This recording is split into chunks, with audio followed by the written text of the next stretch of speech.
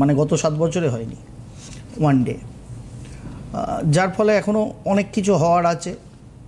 মোটামুটিভাবে 50% ট্যারিফের Trump dead ইকোনমির India mu করা শুরু করে দিয়েছে। ট্রানজিটিং জুপিটার কর্কট রাশিতে চলছে, এরপরে কর্কট রাশিতে গিয়ে স্টেশনারি পজিশন নেবে জুপিটার, মানে এবং সেখান থেকে বক্রি হবে, বক্রি হয়ে আবার আগামী 5 ডিসেম্বর মিথুন রাশির ঘরে ফিরে আসবেন। এই যখন স্টেশনারি অ্যাকচুয়ালি হবেন এবং শনিদেবও বক্রতা কাটবে, ওই সময় একটা ভালো সন্ধি ইন্ডিয়া এবং আমেরিকার আলটিমেট বিজনেস এন্ড থেকে হয়ে যাবে।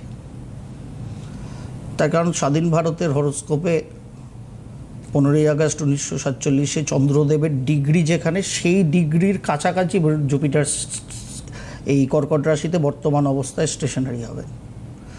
অতএব ওখান থেকে একটা ফ্রুটফুল নেগোসিয়েশন হয়তো বেরিয়ে যাবে, এটাই হওয়ার ছিল। যাই হোক, অনেক